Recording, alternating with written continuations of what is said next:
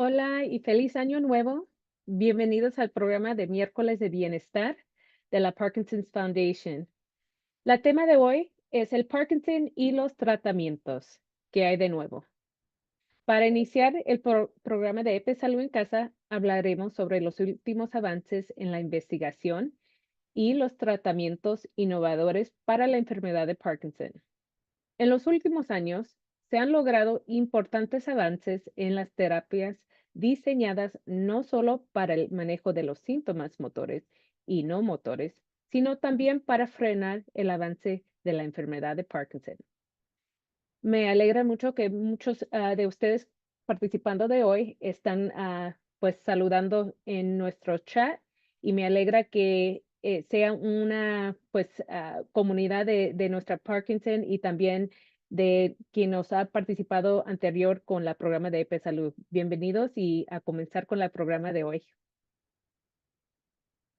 Recuerden que la Parkinson Foundation sigue ofreciendo programas mensuales en línea a través de EP Salud en Casa en la última semana del mes en nuestros días de lunes de atención plena, miércoles de bienestar y viernes de ejercicios.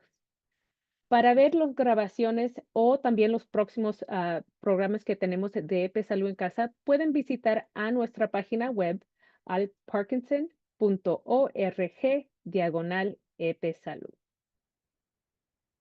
Ahora quiero darle la bienvenida a nuestra presentadora de hoy, la doctora Verónica Bruno.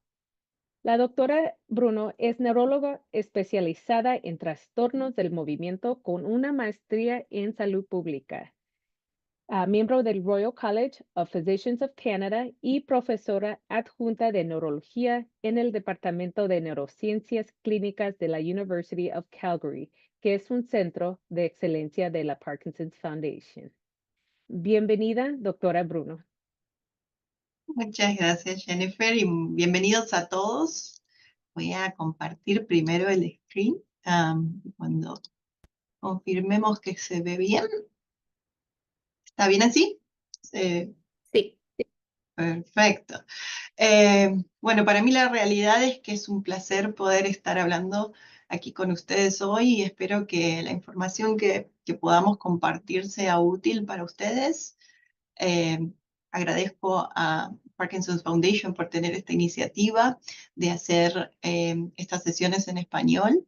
Y para mí, sinceramente, es un placer poder hablar en mi idioma y espero poder responder preguntas hacia el final de la sesión, pero también quizás aportar algunos detalles que pueden ser útiles para el manejo de la enfermedad en cada uno de los casos eh, ustedes o de las personas que conozcan que viven con la enfermedad de Parkinson. Lo llamamos tratamiento de enfermedad de Parkinson. ¿Qué hay de nuevo? Pero vamos a hacer un poco un repaso de cómo se trata la enfermedad de Parkinson en el año 2025 en general, alrededor del mundo, porque veo con mucha alegría que hay gente de distintos países. Y en el contexto de repasar cuáles son los tratamientos que están disponibles en la actualidad, repasar también qué cosas están actualmente probándose para potencialmente mejorar el manejo de los síntomas y esperando también modificar el curso de la enfermedad para que ustedes estén informados. Con respecto a mis divulgaciones o conflictos de interés, soy clínica investigadora, he recibido soportes para mi investigación de distintas asociaciones, así como de distintas compañías, pero no tengo ningún conflicto de interés relacionado con el contenido de esta presentación.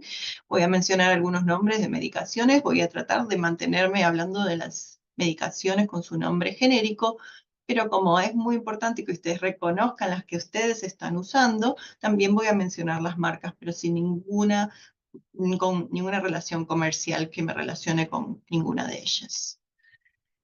Cuando hablamos con Jennifer sobre cuáles son los objetivos de esta sesión, pensamos en estas tres cosas. Lo primero que vamos a hacer es repasar el tratamiento, los avances, qué se usa hoy en día, como mencioné antes, y cómo estamos intentando personalizar las estrategias de tratamiento.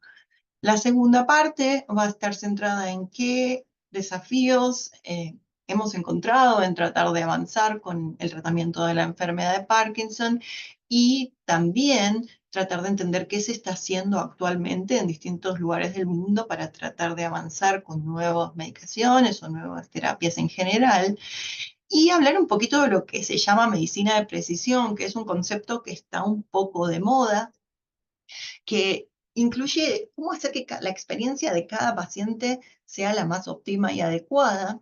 Ustedes probablemente están cansados de escuchar cada paciente con enfermedad de Parkinson es distinto, pero la realidad es que es lo que nosotros observamos y lo que los mismos pacientes observan todo el tiempo. Entonces, no tiene mucho sentido tratar de usar siempre la misma plantilla y usar el mismo tratamiento para todos cuando cada paciente tiene sus propias particularidades y características. Con ese concepto en mente, los tratamientos tendrían que estar pensados específicamente para las necesidades de cada persona, y eso es un poco donde estamos intentando llegar con el conocimiento actual. Vamos a empezar un poquito a discutir los avances en el tratamiento de la enfermedad. Todo lo que voy a discutir con ustedes hoy, lo que voy a mencionar, está basado en la combinación de lo que ha sido publicado por la Movement Disorder Society, que es la sociedad internacional que nuclea a todos los especialistas en trastornos del movimiento, especialmente en Parkinson, en la guía canadiense, que es una guía que obviamente yo utilizo porque trabajo aquí, en las guías de la Asociación Americana de Neurología, y también en un reporte en el que tuve la suerte de participar, que fue publicado en una revista muy importante recientemente, donde actualizamos un poco qué está siendo utilizado alrededor del mundo y qué cosas aún nos faltan. Si hay algo que necesiten información, estas fuentes están accesibles para cualquier persona y no tengo ningún problema en compartirlas con ustedes. Vamos a empezar hablando de los síntomas motores. Muchas veces probablemente hayan escuchado estos síntomas motores, síntomas no motores. Para las personas que por ahí no tengan tanta exposición o que tengan un diagnóstico un poco más reciente, voy a hacer un repaso un poco básico de a qué nos referimos cuando hablamos de síntomas motores. Y los síntomas motores son básicamente lo que la mayoría de las personas conocen sobre la enfermedad de Parkinson. Antes del diagnóstico o cuando yo hablo con personas que quizás no conocen a nadie con la enfermedad de Parkinson, lo primero que viene es, pero el temblor, o esta persona no puede tener Parkinson porque no tiene temblor. Y la realidad es que el colectivo de las personas considera que Parkinson es un sinónimo de temblor, pero probablemente ustedes a esta altura ya sepan muy bien que temblor es solamente uno de los síntomas de la enfermedad, que hay otros problemas con la movilidad, particularmente todos los movimientos se tornan más lentos, los músculos se ponen más rígidos y a veces cuando la enfermedad empieza a avanzar, el equilibrio se empieza a afectar y esa combinación de trastornos del movimiento son lo que llamamos síntomas motores de la enfermedad de Parkinson.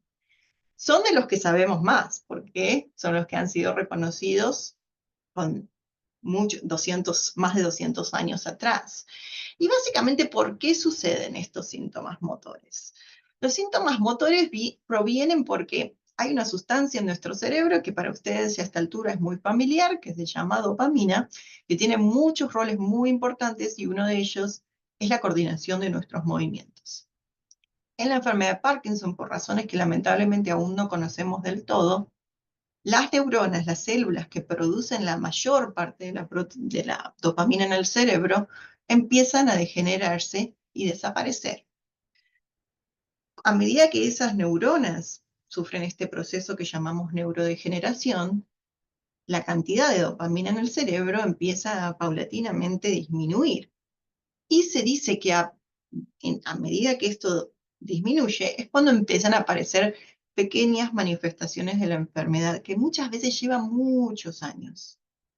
Es recién cuando nuestros niveles de dopamina han bajado hasta el punto de estar más o menos a un 20% de lo anterior, de lo normal, que empiezan a aparecer estos síntomas motores, que para algunas personas son un poco de temblor, para otras personas tienen que ver con esta lentitud del movimiento y para algunas personas tiene que ver más que nada con esta rigidez. Para otras personas, especialmente personas más jóvenes, puede ser un calambre con los dedos del pie flexionándose, o por ahí una persona que corre mucho, notando que el pie apoya más que nada en el lado de afuera del pie, esto que se llama distonía. Entonces, pero para que tengan un concepto general, es cuando estos niveles propios de dopamina caen, más o menos un 20%, que se empiezan a presentar estas manifestaciones. Entonces, tiene mucho sentido y lógica pensar que si es la dopamina que está faltando la que produce estos síntomas, reemplazar esa dopamina es lo que va a hacer que esos síntomas mejoren o desaparezcan. Es básicamente lo mismo que una persona que, por ejemplo, en mi caso no tengo hormona tiroidea, porque no tengo tiroides, tomo la hormona tiroidea para reemplazar lo que falta. En el caso de enfermedad de Parkinson, lo que falta es esa dopamina. ¿Por qué no agarramos dopamina y la tomamos? La realidad es que la molécula de dopamina es una molécula que tiene unas características muy especiales y no sería absorbida por el intestino y no llegaría nunca al cerebro si la tomáramos como es. Entonces, tomamos sustancias o que son lo que llamamos precursoras de la dopamina, como la levodopa que vamos a hablar en un momento, o medicaciones que actúan como dopamina sin específicamente ser dopamina. Y ahora vamos a hablar un poquito más de eso. Esta imagen que ven acá se va a repetir muchas veces en la charla.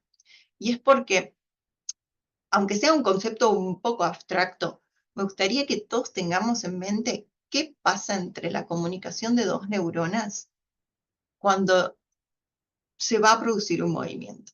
Y como dijimos, la dopamina es muy importante para el movimiento.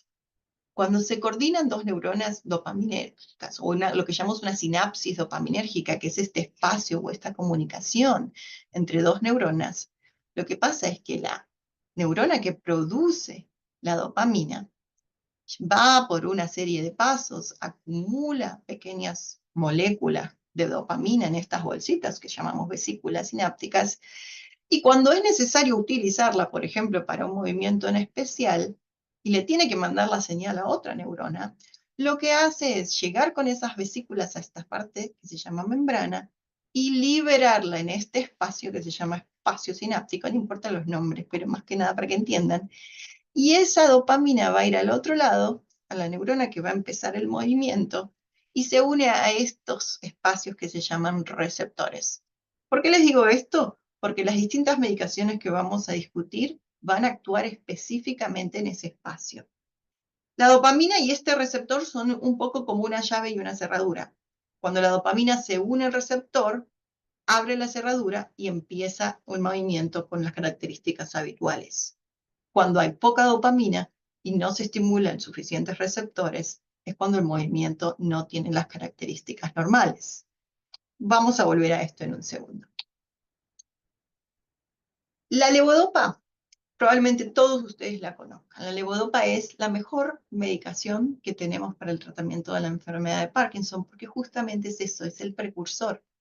Es esa molécula que cuando la tomamos, la absorbemos, viaja por la sangre y llega al cerebro, se convierte en el cerebro en dopamina, en eso que necesitamos reemplazar.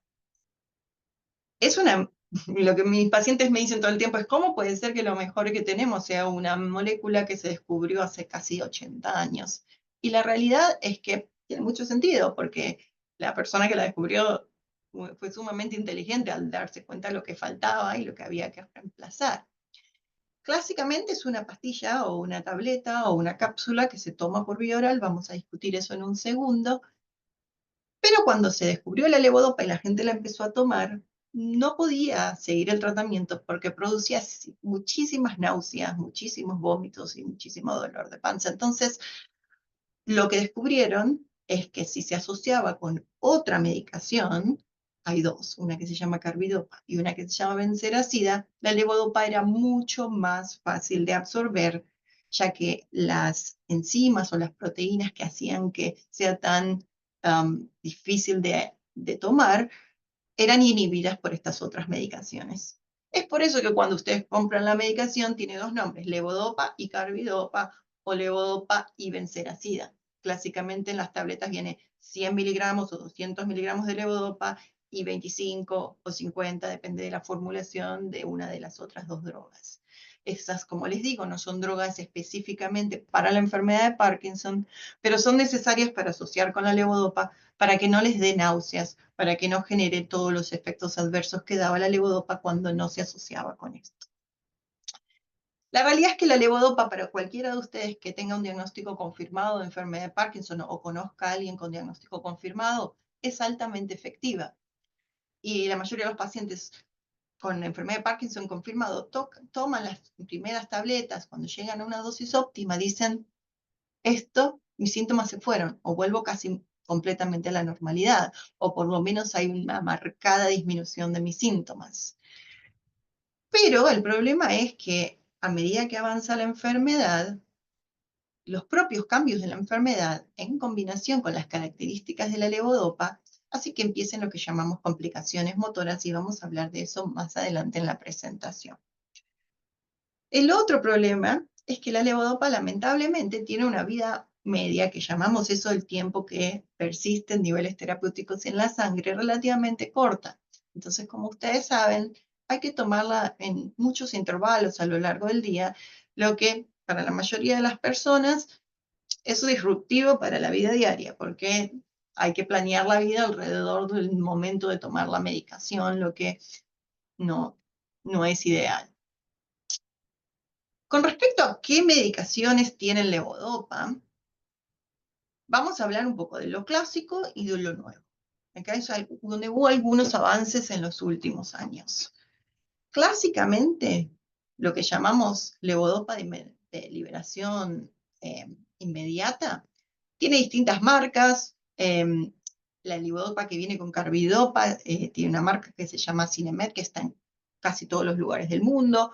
En algunos países hay más bien una predominancia de la que viene con benseracida, se llama Madopar, o Prolopa en otros lugares. Y estas pastillas o cápsulas o tabletas vienen en distintas dosis, y también en algunos países están aquellas de liberación inmediata y de liberación prolongada. Sin embargo, por más tentador que suene la de liberación prolongada, porque suena como que va a durar un poco más, estas formulaciones específicas en liberación prolongada son lo que llamamos muy erráticas en la absorción. Entonces, uno quizás cree, uy, voy a tomar la de liberación prolongada, porque en vez de durarme el efecto 3, 4 horas, me va a durar 6 horas. Pero lo que encontramos es que los pacientes en realidad no pueden predecir exactamente cuándo la medicación va a empezar a actuar, y a veces actúan todas juntas, dando un montón de problemas, y a veces no actúan nunca. Entonces, usualmente usamos la desliberación inmediata para el manejo general de la mayor parte de los pacientes con enfermedad de Parkinson, y dejamos las de liberación prolongada de estas marcas específicas para la noche, cuando uno por ahí no tiene tantos síntomas o no tiene la necesidad de saber cuándo la medicación va a empezar o dejar de actuar. Con los años surgieron otras medicaciones, por ejemplo, combinaciones que algunos de ustedes tomarán o habrán escuchado, de levodopa, carbidopa con entacapone, que vamos a hablar luego de qué es el entacapona. Y en los Estados Unidos específicamente, y en algunos países de la Unión Europea, hay nuevas liberaciones de liberación más prolongada, que tienen un poco mejor absorción que las antiguas de liberación prolongada, y duran un poquito más que la levodopa común que usamos de liberación inmediata. Yo no tengo la experiencia directa de haberlas usado, pero tengo muchos colegas en los Estados Unidos, y por lo que escucho, si bien para algunos pacientes puede ser muy beneficioso el cambio a estas nuevas tabletas de liberación más prolongada, para otros pacientes no es demasiada la diferencia. Con respecto a otras formas de recibir levodopa, en los últimos años han habido algunos cambios, y vamos a hablar de eso en un segundo. Hay pacientes que no empiezan tratamiento con levodopa, por más que es la medicación más efectiva, y esto puede tener distintas causas. A veces los pacientes tienen miedo de empezar tratamiento con levodopa porque tienen miedo de las complicaciones. Eso es un tema largo y para hablar aparte, pero eso se ha demostrado que retrasar el inicio de tratamiento con levodopa no retrasa las complicaciones, por lo que el primer paso o la la primera recomendación es levodopa en todos los lugares del mundo. Pero en algunos lugares los pacientes empiezan tratamiento con medicaciones que se parecen a la levodopa, pero no lo son, que llamamos agonistas dopaminérgicos. Si recuerdan la imagen del receptor y la dopamina, ese receptor, esa cerradura, a veces podemos hacer una llave muy parecida, que no sea exactamente la misma, pero que entre y que active la cerradura. Y esos son los agonistas dopaminérgicos. Los agonistas dopaminérgicos van directo a la cerradura, activan y imitan los efectos de la dopamina sin ser dopamina. Y en algunos pacientes son altamente efectivos, pero se calcula que la eficacia en comparación con la levodopa nunca va a llegar a más de un 60%, cuando con levodopa asumimos un 100% de eficacia. Y el otro problema con los agonistas dopaminérgicos, que en un momento se usaron mucho más que ahora, es que tienen efectos adversos a veces bastante indeseables.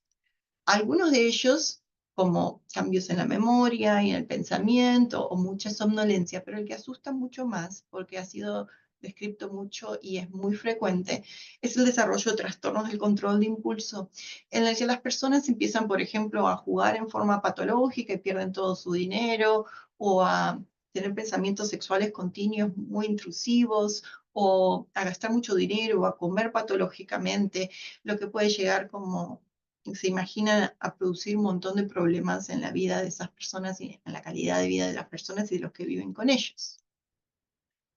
Las medicaciones, los agonistas dopaminérgicos que hemos tenido, los hemos tenido por muchos años, no ha habido mucho cambio recientemente. Entonces, en este aspecto no hubo tantos avances, la mayoría son pastillas o tabletas o cápsulas, pero hay dos formulaciones o dos agonistas dopaminérgicos que vienen en otra formulación. Una es un parche que se llama rotigotina, que se pone en la piel y dura 24 horas.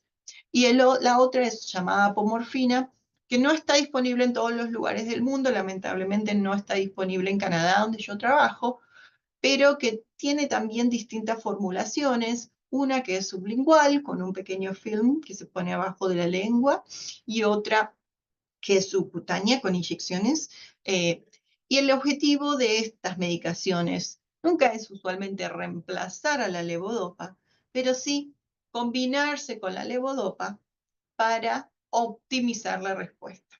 No todo el mundo los puede tomar, pero cuando se pueden, usualmente son útiles combinados con la levodopa para ayudar a manejar los síntomas. Otra categoría de medicaciones que existen se llaman inhibidores de, obviamente no tienen que recordar este nombre, monoaminoxidasa B. Quiero que volvamos a ese pequeño dibujo aquí, donde veíamos cómo la dopamina salía de una neurona para ir a actuar en la otra. Las moléculas de dopamina que quedan aquí en el medio rápidamente son atacadas por dos proteínas para limpiarlas, digamos, para limpiar ese espacio y que vuelva a la normalidad. Una de esas proteínas o enzimas, se dice enzima las proteínas que tienen una función como esta de limpieza de este espacio, se llama monoaminoxidasa B. Y las medicaciones de este grupo van a ir a actuar inhibiendo o frenando la acción de esa enzima. Así queda más dopamina en este espacio y el efecto dura un poco más. Se puede usar como terapia única, pero usualmente es muy poco efectiva. Estas medicaciones tienen algún efecto, pero nunca van a hacer desaparecer los síntomas en la mayoría de los casos. Y tienen algunas interacciones con algunas medicaciones y con ciertos alimentos que también a veces limitan su uso.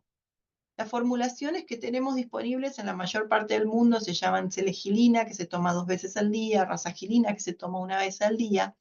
Y en los últimos años, en algunos países como Estados Unidos y algunos países europeos, existe otra medicación que se llama safinamida, que tiene un perfil de efectos adversos un poco más benigno que las otras dos.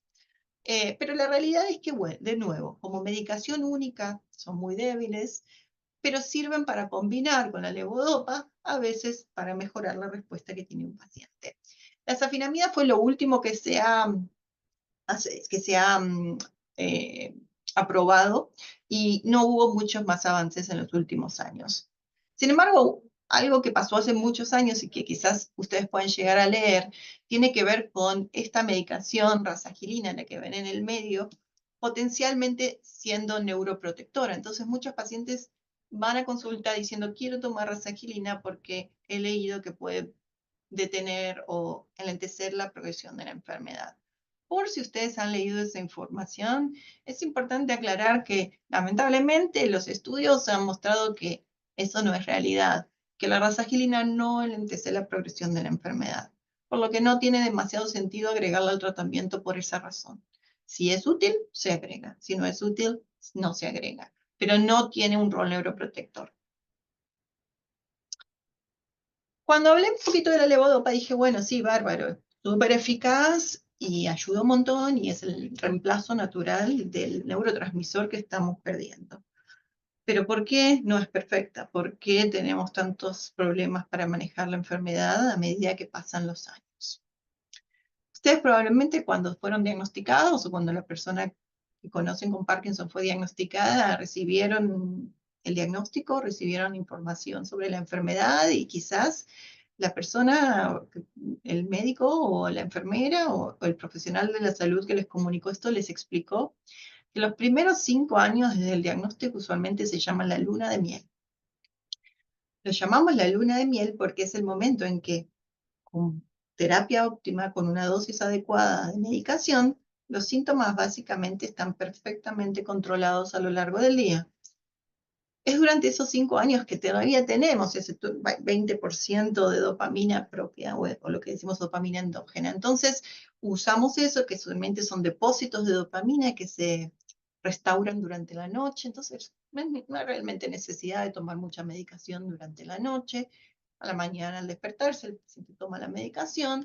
Como ven en este primer gráfico aquí, la medicación llega al cerebro, actúa a lo largo del día, con las tomas que tengan pautadas, y después volvemos a dormir y no hay significativos cambios o lo que va a aparecer después a medida que la enfermedad progresa. Usualmente después de 5 o 6 años, cuando la enfermedad progresa y los propios depósitos de dopamina ya están muy, muy bajitos, dependemos de esa medicación para tener dopamina en nuestras neuronas, completamente.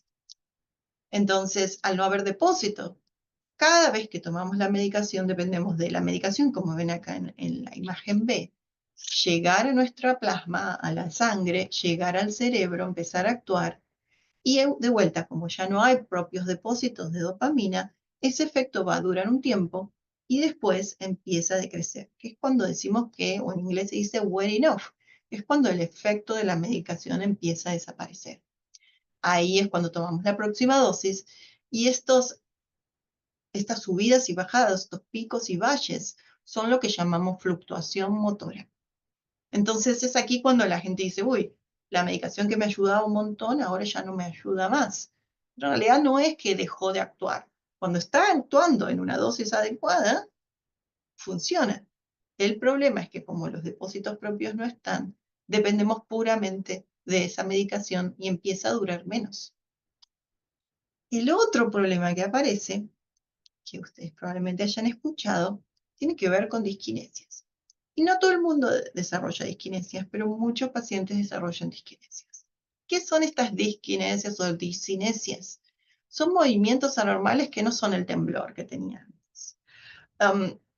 Usualmente suceden cuando la medicación está actuando bien. Entonces uno espera la latencia, el tiempo para que la medicación empiece a actuar, mejora la movilidad, mejora la rigidez, mejora el temblor, pero llegamos a un punto en el que media hora, 40 minutos después de tomar la medicación, empiezan unos movimientos involuntarios completamente distintos al temblor que tenía antes, que a veces pueden ser como si fueran movimientos del tronco, de la cabeza, de los miembros, de los pies.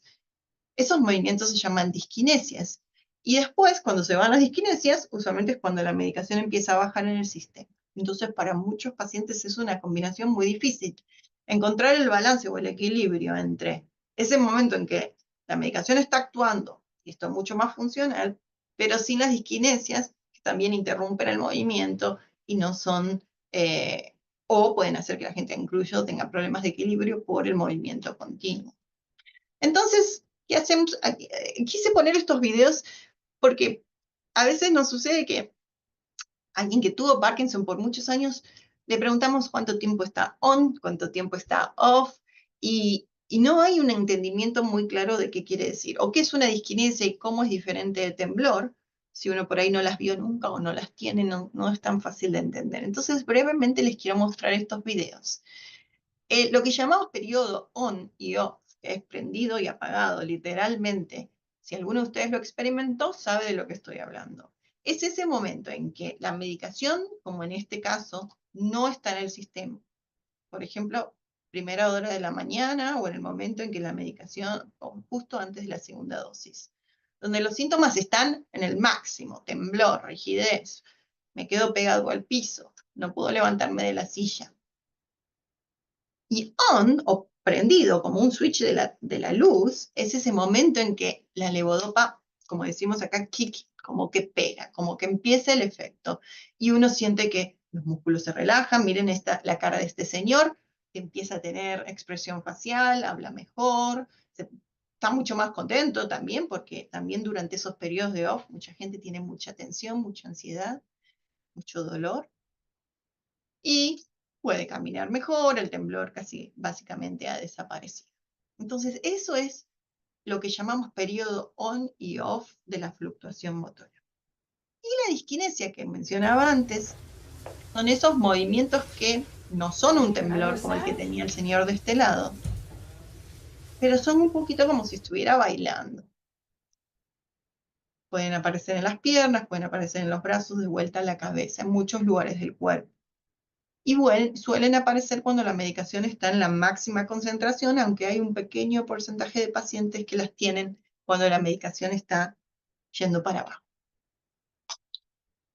Ahora que tenemos estos conceptos, ustedes van a querer preguntarme, bueno, ¿qué hacemos cuando empiezan a pasar esos problemas?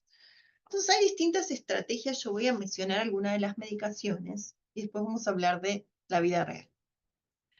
Hay otras medicaciones que también actúan en otro pedacito de esta sinapsis, que se llama COMT, que es una enzima que también limpia la sinapsis de esa dopamina que está en ese espacio. Entonces, otra medicación o otra categoría de medicaciones van a inhibir el efecto de esa enzima para que haya más dopamina, y hace que la dopamina que tomamos usualmente dure aproximadamente 25% más en el mejor de los casos.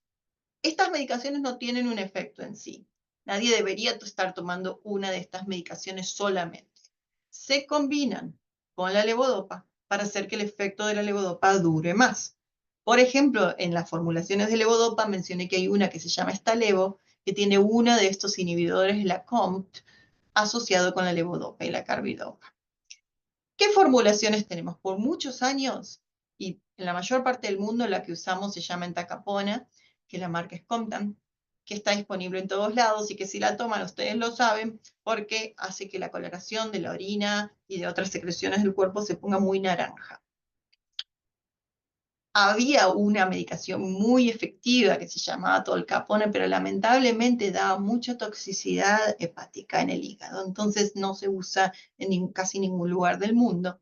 Y en los últimos años se aprobó una medicación que se llama picapona, que no está en todos los lugares del mundo, pero tengo entendido que sí existe en los Estados Unidos, no está disponible en Canadá, que tiene el mismo mecanismo, pero tiene una ventaja, que es que solo se toma 1 o máximo 2 veces al día.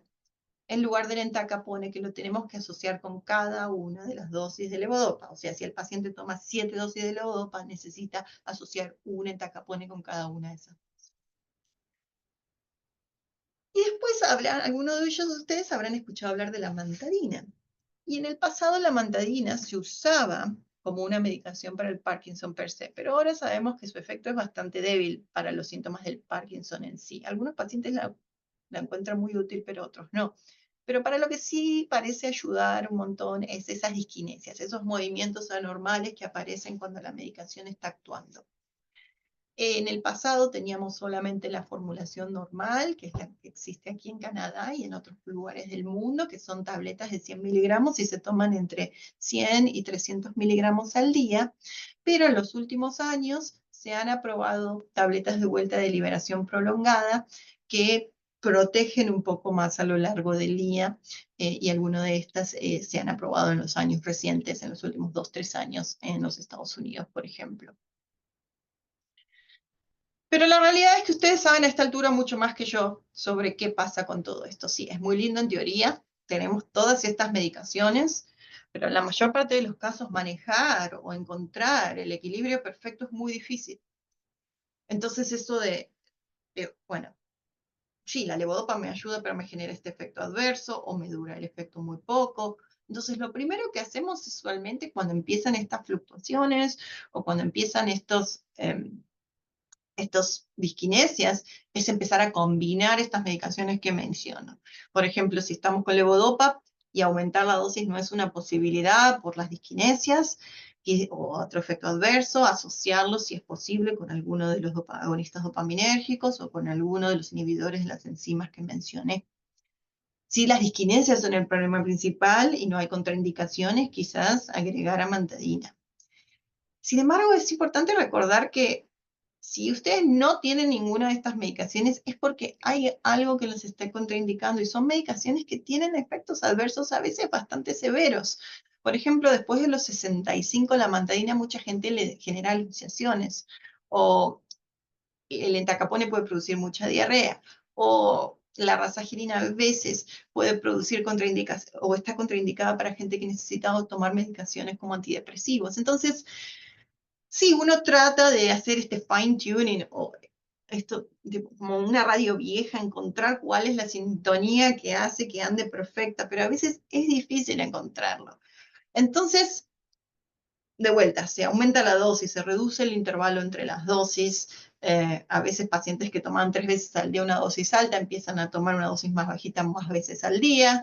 A veces lo contrario, a veces se reduce, pero eso lleva más síntomas. A veces hay una formulación muy antigua, de muchos años, en los cuales se mezclan las tabletas trituradas con agua de vitamina C y se dejan en una botella y se toman pequeños sorbos a lo largo del día para evitar los picos y valles. Pero obviamente todo eso es muy difícil de mantener y es ahí cuando empezamos a discutir lo que se llaman terapias avanzadas, que estoy segura que van a tener una sesión de estas para hablar de ellas en detalle. Entonces, antes de pasar a la fase siguiente, espero que esto haya aportado algún granito de arena de cosas que no sabían antes, pero esto es como en general sus médicos o sus enfermeros o la persona que cuida de su enfermedad piensa el tratamiento. Empezamos a tratar los síntomas cuando empiezan a molestar, cuando empiezan a interrumpir las actividades de la vida diaria. Y la indicación general es usar levodopa como monoterapia. Monoterapia quiere decir la única droga.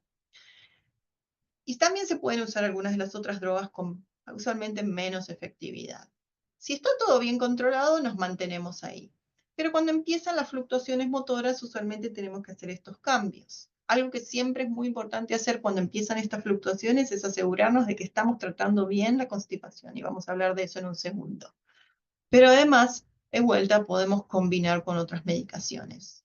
Y cuando esa etapa ha pasado y todavía no encontramos un óptimo control de los síntomas, es cuando empezamos a considerar las terapias avanzadas, como la estimulación cerebral profunda, la estimulación intestinal, la infusión intestinal de levodopa carbidopa en forma de gel, que es con un tubito que va directo desde el estómago al intestino, para evitar todos los pasos de la absorción y la digestión en la boca y en el esófago y se infunde a lo largo del día.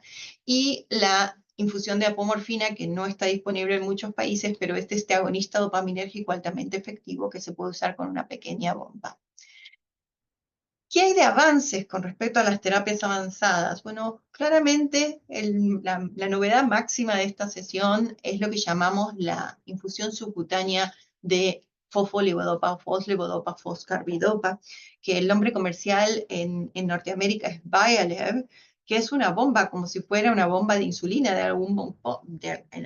en algunos aspectos, que va abajo de la piel y libera continuamente un volumen continuo de levodopa en esta específica formulación para evitar esos picos y valles y mantener el control de los síntomas a lo largo del día.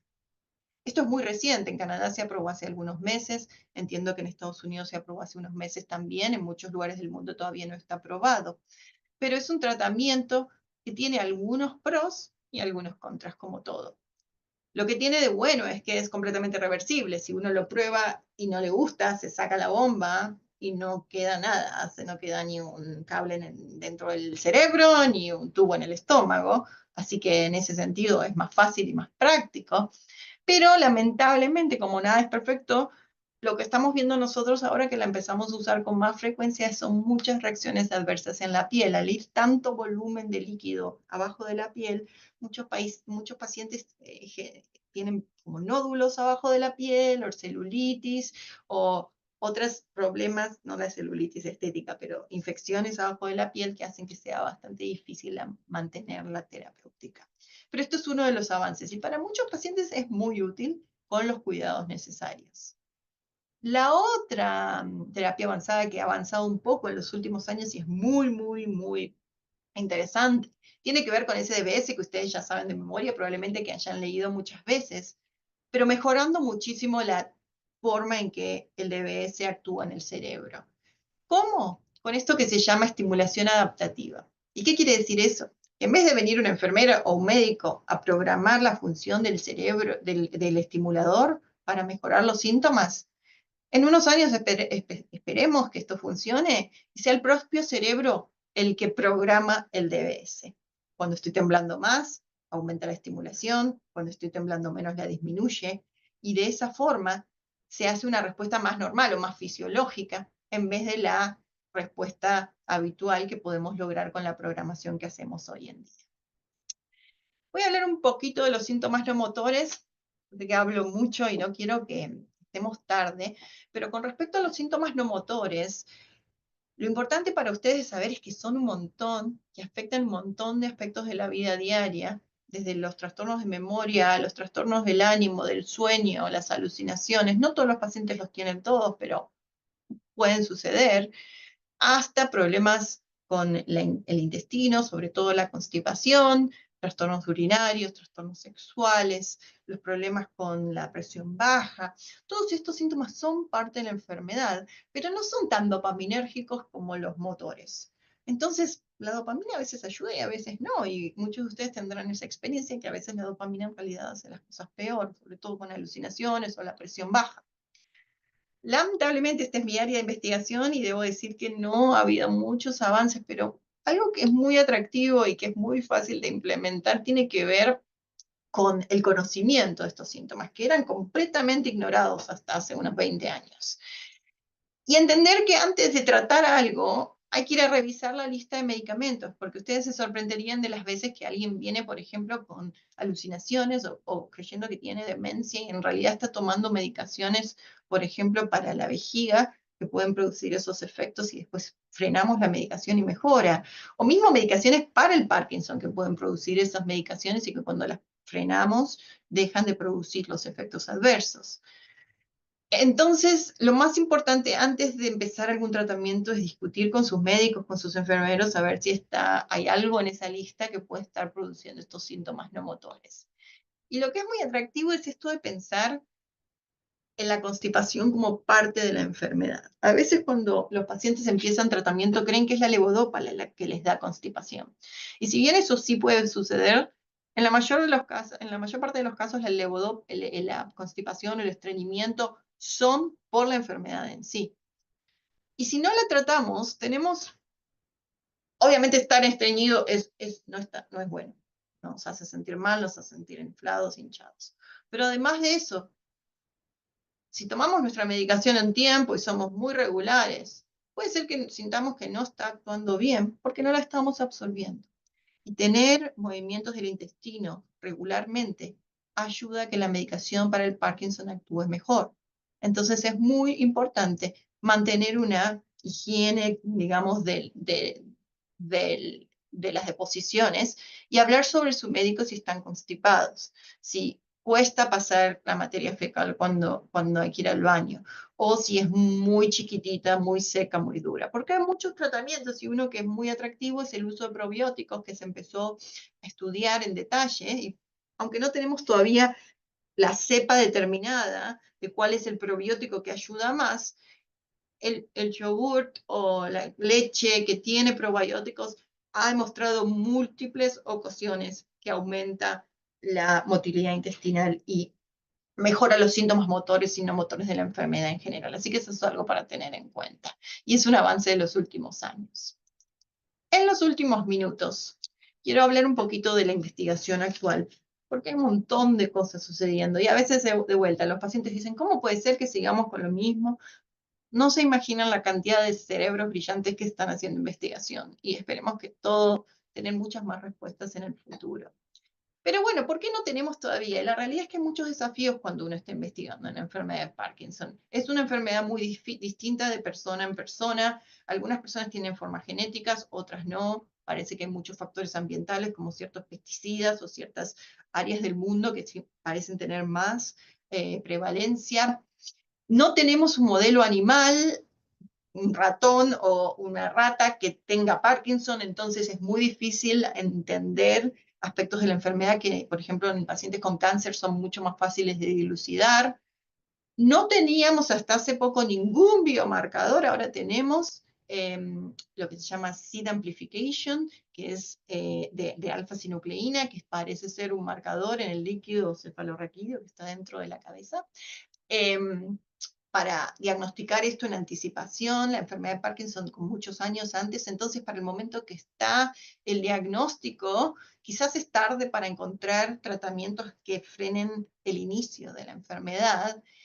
Y después hay un montón de problemas que ustedes conocen más que yo. Hay un montón de síntomas que todavía son subestimados por la comunidad médica.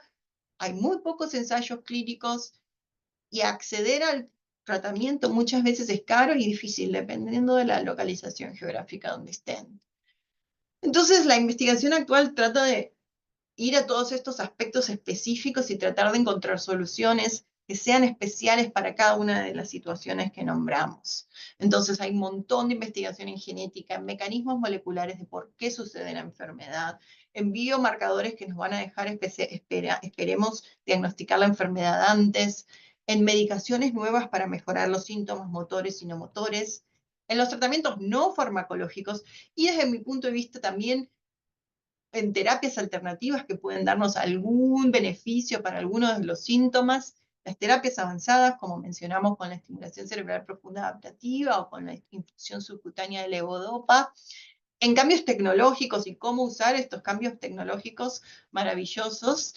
Y también ok, mientras tanto, para la gente que sigue avanzando con la enfermedad, ¿cómo mejoramos la calidad de vida? Porque mientras todos esperamos la cura, hay un montón de gente que en el día a día vive con los síntomas y quiere tener una vida normal. Entonces, ¿cómo mejoramos la atención? ¿Cómo mejoramos los cuidados? ¿Y cómo ayudamos a los pacientes con esta enfermedad a transitar las últimas etapas con cuidados paliativos y dando todo el apoyo posible a los pacientes y a sus familias? Entonces, algunos de los ejemplos que pueden ser útiles, por ejemplo, para la proteína alfa-sinucleína, que una de las teorías más importantes sobre la causa de la enfermedad tiene que ver con la acumulación de esta proteína en una forma tóxica. Se están usando distintas moléculas para tratar de frenar esa propagación, como anticuerpos que la atacan o la neutralizan para que no se siga acumulando, o otras medicaciones que buscan de distintas maneras inhibir esa agregación o esa acumulación, que lamentablemente algunos estudios se abrieron los resultados a fines de año pasado y no mostraron los beneficios esperados, pero que todavía hay un montón de ensayos clínicos en este momento realizándose. Y con respecto a esta medicina de precisión y hablando de esta investigación que se está haciendo para ir terminando y que tengan tiempo para sus preguntas, hay un montón de investigación que está ahora destinada a contestar preguntas específicas para cada tipo de paciente. Por ejemplo, hay pacientes que tienen formas genéticas, por ejemplo, para la mutación del ARC2 o de GBA, en este momento, en distintas partes del mundo se están probando medicaciones especiales para tratar de inhibir los problemas que generan esas mutaciones específicamente. También para la mitocondria, que es esa parte de las neuronas que produce la energía, hay un montón de tratamientos que están siendo probados para tratar de frenar la toxicidad de la proteína que hace que las neuronas empiecen a degenerarse. con respecto a la alfa-sinucleína, como mencioné, distintos mecanismos para tratar de que no se propague y que no se acumule en las células. También, como en otros campos de la neurología y de la medicina, terapias para cambiar los genes, para que no tengan esa mutación que lo hace patológico. Y también moduladores de la función de lo que viene después de la genética. Y biomarcadores, como el que fue descubierto hace 3 años, el de la alfa-sinucleína, para encontrar la enfermedad antes. Entonces, si la encontramos antes, es más probable que los tratamientos actúen mejor cuando hay menos neurodegeneración. Y también para entender el pronóstico o en qué etapa de la enfermedad estamos, al tener marcadores biológicos que nos den esa información. Hay un montón de estudios clínicos en este momento para tratar de modificar el curso de la enfermedad, para mejorar los síntomas motores y para mejorar los síntomas no motores finalmente. Y esperemos que en los próximos años tengamos avances en cuanto a medicaciones específicas.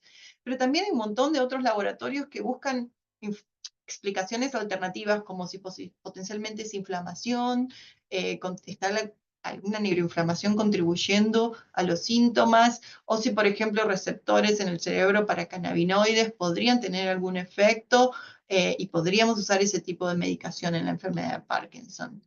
Las terapias avanzadas, como les mencioné, mejorando la estimulación cerebral profunda a pasos agigantados y también otras terapias para pacientes quizás que tienen otro perfil, como el ultrasonido focalizado de alta intensidad, particularmente para aquellos que tienen mucho temblor y no pueden recibir o no quieren recibir DBS, y un montón de líneas de investigación en células madre que es importante mencionar, muy muy interesante y tiene mucho sentido, pero todavía está un poco en pañales y no hay ninguna terapia con células madres que haya por el momento demostrado ser efectiva. Por lo que si viven en algún lugar en que alguien les ofrezca una terapia con células madre, sean muy cuidadosos y siempre discutan todo con su médico, porque lamentablemente hay mucha gente oportunista que vende terapias que no son efectivas y generan un montón de expectativa que luego no se materializa y la verdad es que eh, es catastrófico. También tratamientos no farmacológicos como el ejercicio, que es uno de los factores más importantes en mantenerse bien y reducir la progresión de la enfermedad. Otras terapias, musicoterapia, meditación, otras técnicas como estimulación magnética transcranial. Muchos pacientes han leído cosas sobre plataformas vibratorias, luces infrarrojas, suplementos, vitaminas. Todo esto no tiene un montón de evidencia, pero quizás en el futuro nos da con más investigación, información útil.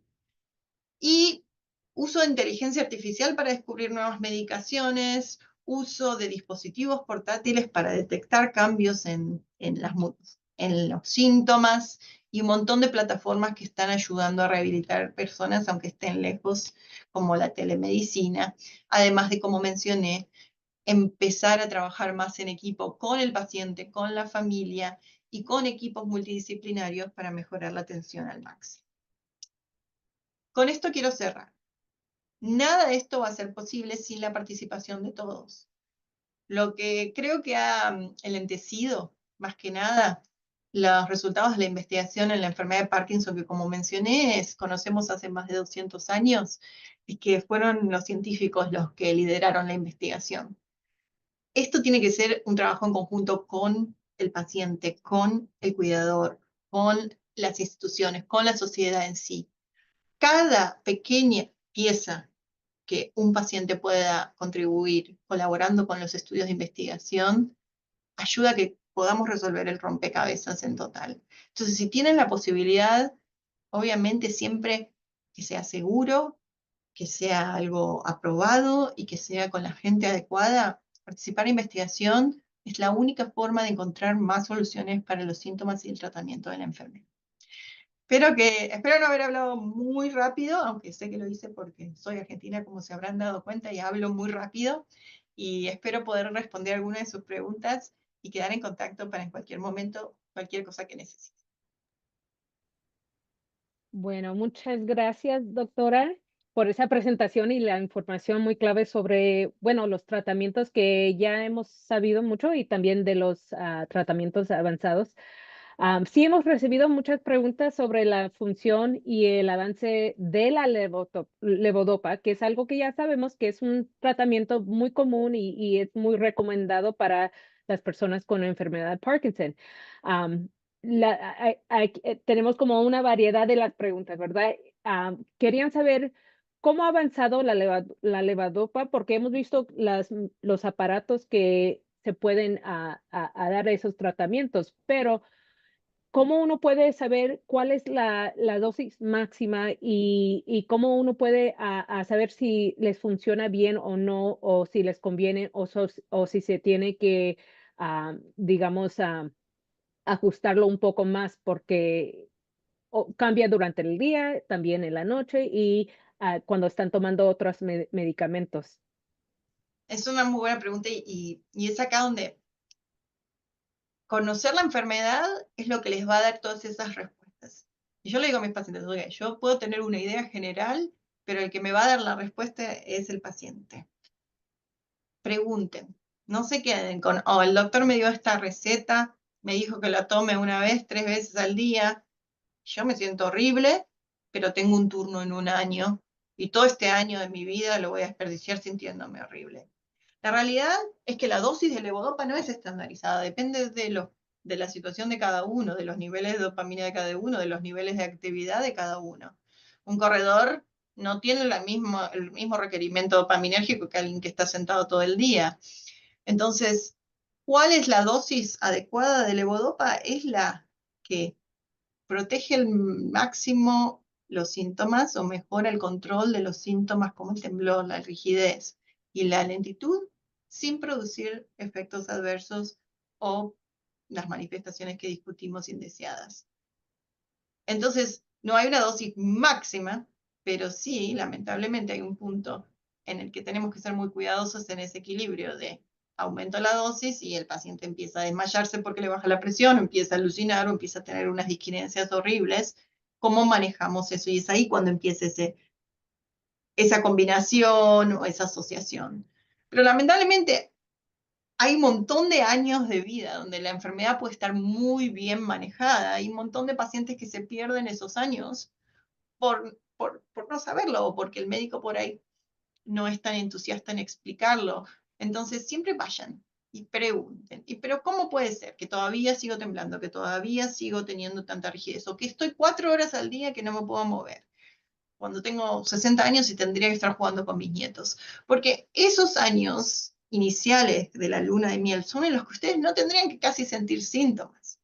Y si empiezan a tener muchas de estas complicaciones, cuanto antes hablar sobre estas terapias avanzadas en los lugares en los que están disponibles, porque estamos viendo más y más, sobre todo con la estimulación cerebral, que cuanto antes lo hacemos, mejores son los resultados. Entonces, de vuelta, no hay una dosis máxima, pero cuando ustedes más entiendan su cuerpo y más entiendan estos on y off, y disquinesia o no disquinesia, más información le van a dar a su equipo de cuidado para saber cómo mejorar la dosis y encontrar la que sea adecuada. No sé si tiene sentido. Sí, claro, claro. Y como nos llegó también preguntas sobre los síntomas secundarios o también que algunos que se sienten un poco incómodos con digamos, por ejemplo, la bomba que utilizan.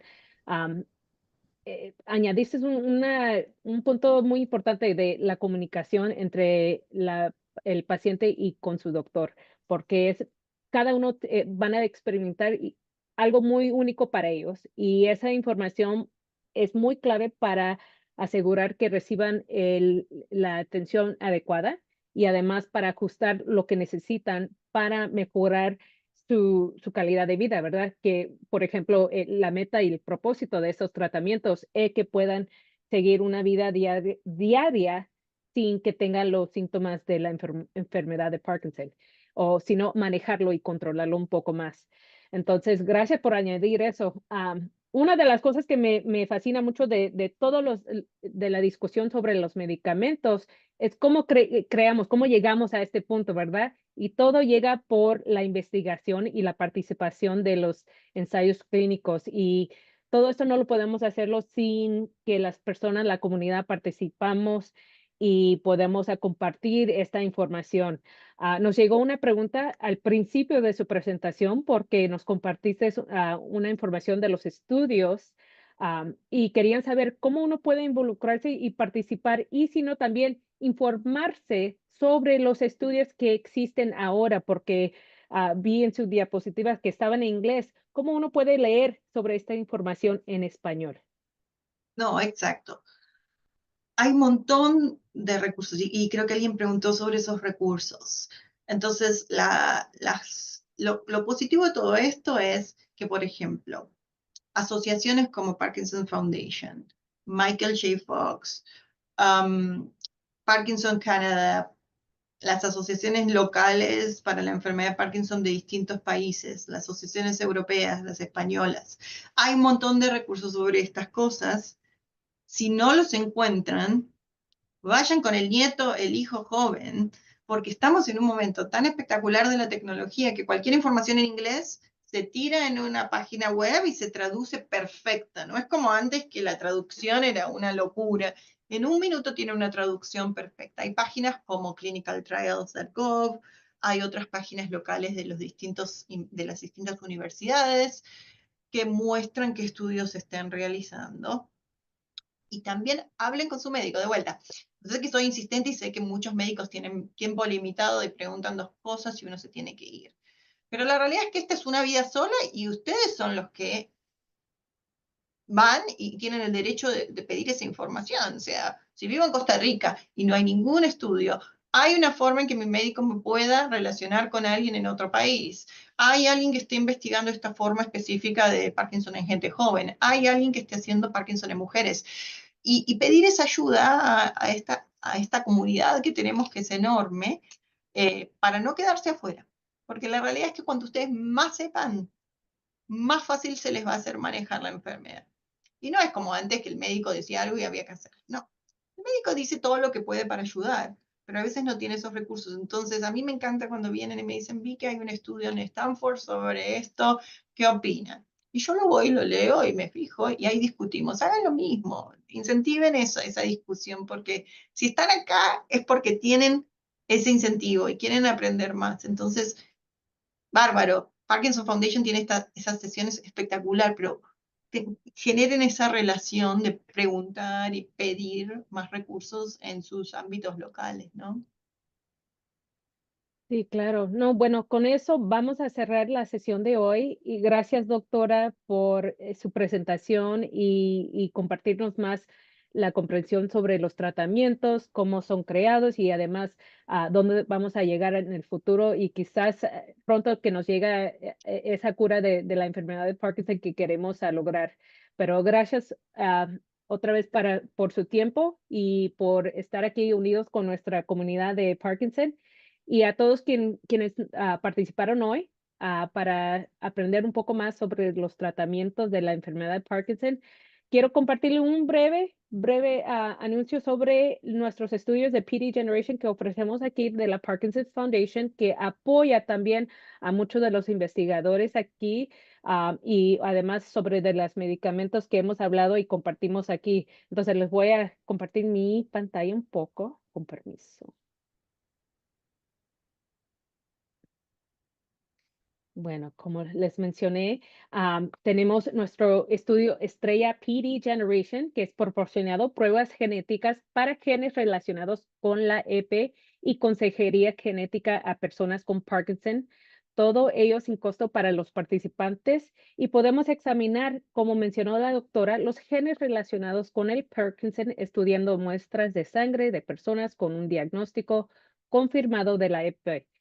Y si estás interesado para participar con el PD Generation, pueden visitar a nuestra página parkinson.org/PDG o también pueden llamar a nuestra línea del 1-800-4PD-INFO, opción 3 para español, para hacer sus preguntas relacionadas de los estudios e investigaciones, para averiguar cuáles ensayos clínicos existen y si quieren obtener más información de los estudios que están disponibles en su área.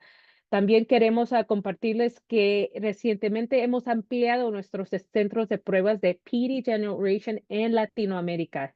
Entonces, esto nos permite comprender la genética del Parkinson en poblaciones diversas en muchas partes de este mundo. Entonces, si quieren conocer de estos centros o aprender más sobre este estudio, por favor visite a nuestra página del parkinson.org/PDGene. Y al final les vamos a enviar un enlace a nuestra encuesta por correo electrónico y si pueden tomar 5 minutos de su tiempo para darnos su opinión, además su información que podemos aumentar y mejorar esta programación que les ofrecemos virtual. Al final, por favor, no se olviden que tenemos nuestra línea de ayuda que pueden llamar a la línea de 1-804-PD-INFO, opción 3 para español, o también por correo, que es el helpline @parkinson.org. Tenemos un equipo de salud especializado con la Parkinson y que les puedan contestar y apoyarlos en su recorrido con la enfermedad de Parkinson. Además, tenemos nuestro sitio web donde tenemos muchos recursos, información, publicaciones, podcasts y también las grabaciones de este programa de EP Salud. Asegurar que se mantengan conectados con nosotros y nos vemos para la próxima programa. Gracias.